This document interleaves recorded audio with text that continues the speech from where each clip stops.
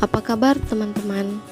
Saya Eka Ayu Handayani dengan NIM D1A117263. Mata kuliah Politik Pertanian, jurusan Agribisnis, Fakultas Pertanian, Universitas Halu Oleo Kendari. Pada video ini, saya akan menjelaskan bagaimana rencana strategi pembangunan nasional yang berhubungan dengan kegiatan petani di Indonesia, khususnya arah kebijakan, strategi dan program pembangunan pangan 2020 hingga 2024 dengan visi dan misi pembangunan pangan 2019 hingga 2024. Visi yaitu pangan berdaulat, petani sejahtera, Indonesia maju menuju lumbung pangan dunia 2045. Dengan misi yang pertama mewujudkan kedaulatan pangan, yang kedua mewujudkan industri pangan, yang ketiga mewujudkan kesejahteraan petani, yang keempat mewujudkan revolusi mental dan reformasi birokrasi. Selanjutnya tujuan dan sasaran strategi pembangunan pangan dan pertanian 2019 hingga 2024. Tujuan yang pertama meningkatkan ketersediaan dan ekspor pangan, yang kedua meningkatkan lapangan kerja, yang ketiga mengurangi kemiskinan, dan yang keempat meningkatkan kesejahteraan petani. Selanjutnya sasaran strategi meliputi yang pertama Indonesia berdaulat pangan, yang kedua lapangan kerja meningkat atau pengangguran menurun, yang ketiga kemiskinan menurun, dan yang keempat kesejahteraan petani meningkat. Arah kebijakan strategi, program dan langkah operasional pembangunan pangan 2020 hingga 2024. Yang pertama arah kebijakan meliputi 1. Penguatan profesionalisme sumber daya manusia petani dan penyuluh. Yang kedua, modernisasi pertanian. Yang ketiga, optimalisasi pemanfaatan sumber daya lahan untuk pangan. Yang keempat, penguatan daya saing dan ekspor pangan. Selanjutnya strategi meliputi yang pertama, membangun pendidikan dan pelatihan vokasi. 2. Regenerasi petani. Yang ketiga, pengembangan dan penerapan mekanisasi pertanian. Yang keempat, optimalisasi pemanfaatan lahan rawa, pasang surut, dan lebak, lahan kering dan tada hujan.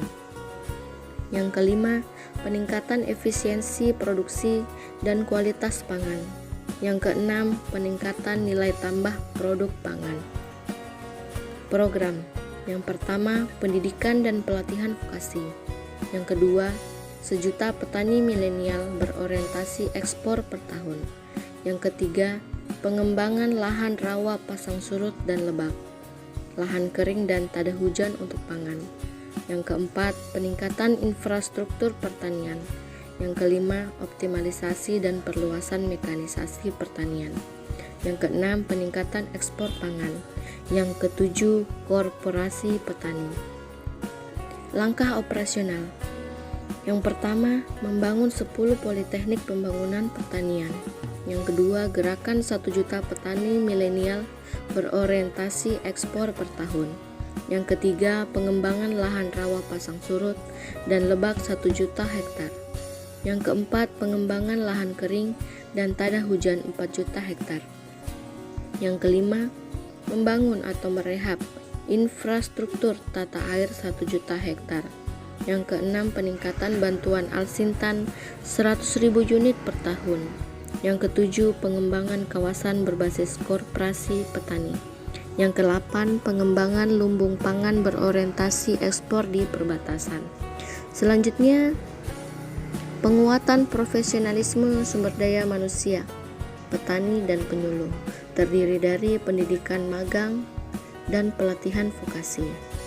Yang kedua, gerakan 1 juta milenial berorientasi ekspor per tahun. Yang ketiga, membangun 10 politeknik pembangunan pertanian. Dan yang keempat, yaitu peningkatan kapasitas penyuluh. Selanjutnya, modernisasi pertanian, terdiri dari optimalisasi dan perluasan mekanisasi pertanian. Yang kedua, peningkatan bantuan Alsintan 100.000 unit per tahun. Seperti terlihat pada gambar bahwa alat-alat pertanian saat ini sudah lebih canggih atau modern, sehingga petani lebih mudah untuk mengelola hasil pertanian maupun mengelola lahan pertanian mereka. Selanjutnya, optimalisasi pemanfaatan sumber daya lahan untuk pangan. Yang pertama, optimalisasi pemanfaatan 1 juta hektar lahan rawa pasang surut dan lebak untuk pangan. Yang kedua, pengembangan 4 juta hektar lahan kering dan tada hujan untuk pangan. Dan yang ketiga yaitu peningkatan infrastruktur pertanian. Selanjutnya terlihat pada gambar bahwa yang tadinya lahan rawa pasang surut diolah kembali sehingga dapat digunakan untuk menanam tanaman. Selanjutnya, penguatan daya saing dan ekspor pangan. Yang pertama meliputi peningkatan nilai tambah produk pangan, peningkatan efisiensi produk dan kualitas pangan. Yang ketiga, pengembangan kawasan berbasis korporasi petani. Dan yang terakhir, pengembangan lumbung pangan berorientasi ekspor di perbatasan. Selanjutnya, guna menuju lumbung pangan dunia 2045, terdapat beberapa tingkatan tahun sehingga dapat menuju pada lumbung pangan dunia. Pada tahun 2019, memproduksi padi, bawang merah, dan cabai. Pada tahun 2020, produksi gula konsumsi. Pada tahun 2021, produksi kedelai rempah. Pada tahun 2023, produksi bawang putih. Pada tahun 2024, produksi gula industri. Pada tahun 2026, produksi daging sapi.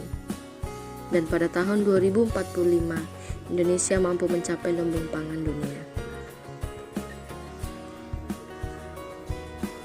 Sekian video pada kesempatan kali ini.